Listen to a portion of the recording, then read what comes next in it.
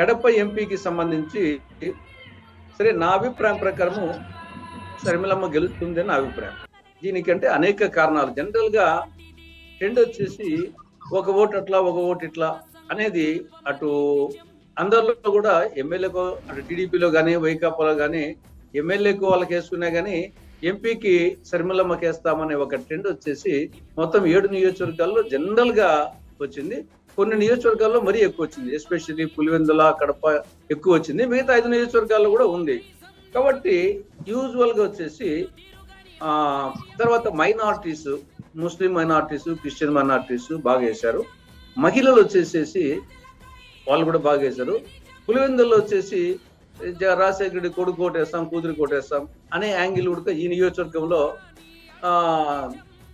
ఆ యాంగిల్లో కూడా వైకాపా వాళ్ళు వచ్చేసి వైకాపా వాళ్ళు మెయిన్ గా కొడుకు కోటేస్తాం ఎమ్మెల్యేకు, కూతురికి కోటేద్దాం ఎంపీకి అనేది వచ్చింది. కాబట్టి జనరల్ ట్రెండ్ వచ్చేసి ఏ నియోజకవర్గం కడప ఎంపీకి సంబంధించి సరే నా అభిప్రాయం ప్రకారము షర్మిలమ్మ గెలుస్తుంది నా అభిప్రాయం.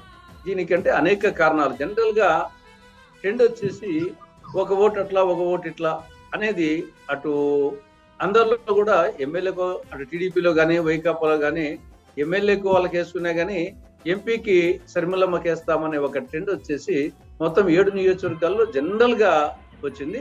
కొన్ని నియోజకవర్గాల్లో మరీ ఎక్కువ వచ్చింది. ఎస్పెషల్లీ పులివెందుల, కడప ఎక్కువ వచ్చింది. మిగతా 5 నియోజకవర్గాల్లో కూడా ఉంది.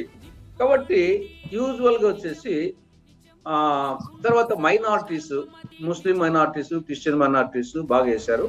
మహిళలు వచ్చేసేసి వాళ్ళు కూడా బాగా వేశారు. పులివెందుల్లో వచ్చేసి రాజశేఖర రెడ్డి కొడుకు కోటేస్తాం, కూతురు కోటేస్తాం అనే యాంగిల్ కూడా ఈ నియోజకవర్గంలో ఆ యాంగిల్లో కూడా వైకాపా వాళ్ళు వచ్చేసి వైకాపా వాళ్ళు మెయిన్ గా కొడుకు కోటేస్తాం ఎమ్మెల్యేకు, కూతురికి కోటేద్దాం ఎంపీకి అనేది వచ్చింది. కాబట్టి షర్మిలమ్మ గెలుస్తుంది నా అభిప్రాయం.